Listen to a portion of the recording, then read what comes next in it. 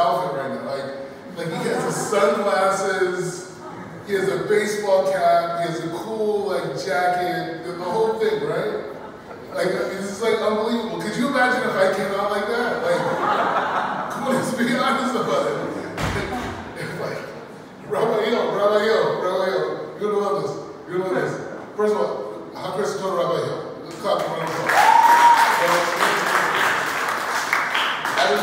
Rabbi Yo, let's talk about this for a minute without talking about it.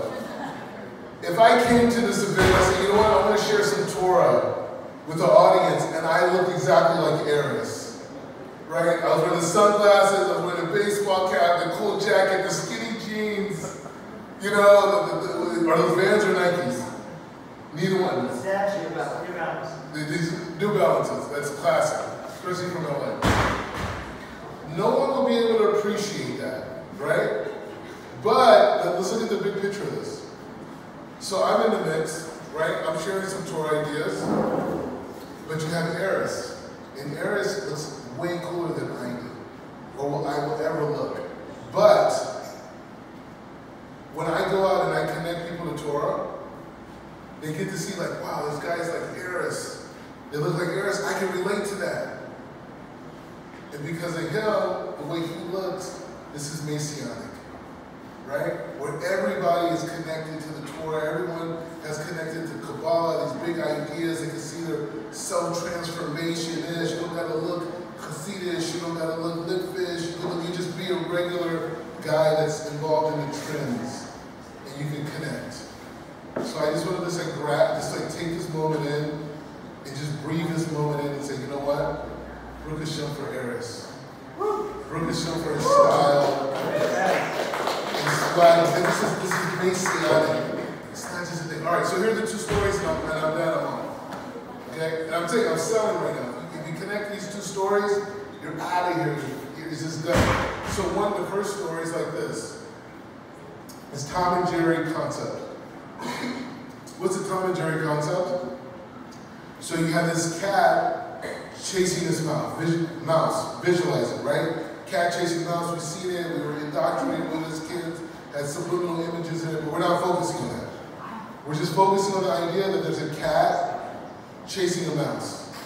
And this cat goes outside, and this huge elephant is watching this whole thing. So it must be in Africa. It has to be. The story, right? So this cat is chasing this mouse, this huge elephant sees it. This elephant snorts up a bunch of mud. It goes with his trunk, snorts up a bunch of mud, and as he sees the mouse turning the corner, boom, he hits it with a pile of mud, and as the cat is chasing after him, he comes around the corner and he just sees the mud.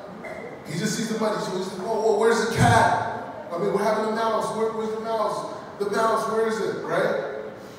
Okay, he doesn't get it. The mouse is buried in mud. So the mouse, not knowing what's going on, didn't know about this elephant that's out of nowhere. All he knows, he's covered in darkness. He's covered in the mud, right? So he's covered in the mud, and he's like, wow, why am I covered in this mud? Get me out of here. This is ridiculous. I'm trying to run for my life right now. I can't be covered in mud. So the mouse starts digging its way out of the mud. And eventually the mouse pops his head out of the mud. Now, a few meters away is the cat who already gave up on the chase. The cat already gave up to the chase. It was like just relaxing at this point. It was like far away. But he starts to see this like soil moving, looks up, pokes his head up, and he sees the cat, he sees the mouse, pokes his head out, and he runs over it, boom, he devours the mouse. So what do we learn from this? It's a very big point. This year, no matter how much we daven, no matter how much we were connected to Rosh Hashanah, Yom Kippur, we're going to have dark moments. We're going to have those moments. They're going to be dark. It's going to happen. But what can we do? We can know that that dark moment, just like the mouse, that dark moment came from somewhere else. And that dark moment was there to protect me from a greater darkness. I'm running from the cat, running from my life. I'm running from the Yetzer Hara. I'm running. All of a sudden, I'm covered in darkness. And I'm like, whoa, I gotta get out of this darkness. No, you're okay. You're okay in the darkness. You're fine.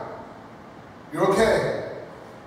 There was a greater source that sent that darkness for you to deal with. So instead of rushing to dig yourself out like the mouse, you can just be okay. I'm going to sit. I'm going to buy Eris's book, and I'm going to stay in the darkness, and I'm just going to chill there, and I'm just going to ingest this experience. I'm not going to try to dig myself out of it. I'm not going to freak out. The darkness is okay. We're going to have darkness this year. It's okay. The question is, how are we going to respond to it? Are we going to see that the darkness is our friend? Or are we going to try to run away? Okay, that's story number one. Accept the darkness. It's okay, and I'm sure there's many parts about this inside as well. Right? It's covering the whole Torah code. So that's one thing, right? This is the last story, I'm out. I'm out. I'm going home, I'm going back to Jerusalem. Long ride home. So long ride home. So the thing is like this. The second story is like this. This king has to start with the king, right? Masculine power. So it starts with the king. And the king gets sick. And then the king's calling people all over the kingdom to come and help him heal. Blah, blah, blah. Nobody's working. So this town only had a few Jews. Interesting, right? There's a lot of Jews here tonight, Kasham, but in this town there's only a few Jews. So there's one guy, he's a Jew, he's like a physician. He says, you know what? I'll come, I can heal the king. I can come and heal the king. The king's like, whoever can heal me gets like half the royal treasure. It's yours. You heal me, I live, it's yours. So he hears it, he's like, okay, I'll go. So, young Jewish guy comes, a little bit older than Eris, and he says, hey, you know what? I can heal the king. And so he works with the king, he does these different things, shows the king different things. Slowly the king gets better. So the king, maybe he's not the most righteous guy. So he says like this. The king says, you know what? I know I said you're going to get half the treasure, whoever can heal me, but I'm getting better. I don't feel good about that deal anymore. I'm the king, I'm going to rechange it, right? So the king, he changes the deal, he comes back to him and says, you know what? I'm not going to give you half the treasure, but this is what I'm going to do. I'm going to create a special day. You're going to come in there with carriages, empty carriages, and you're going to come in there and you're going to take as much wealth as you can, and then boom, you're gone. Right? You're gone. Right?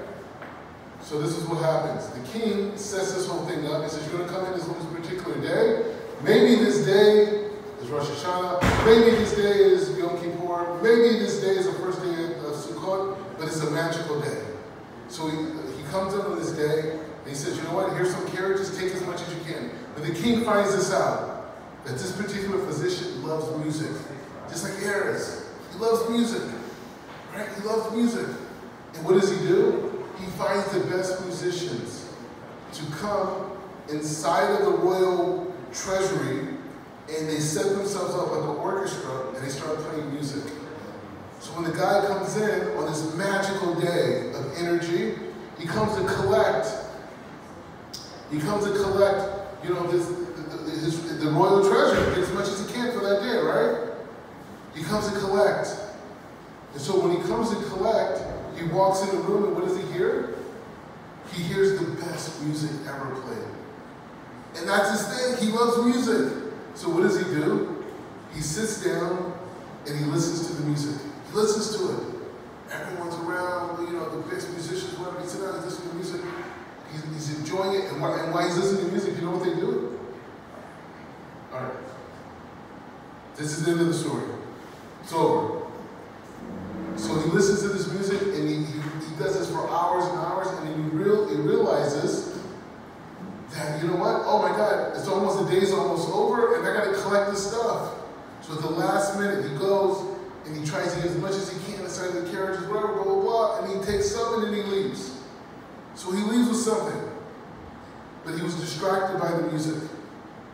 He was distracted by the music that was created by the king, who didn't want him to take the whole treasure.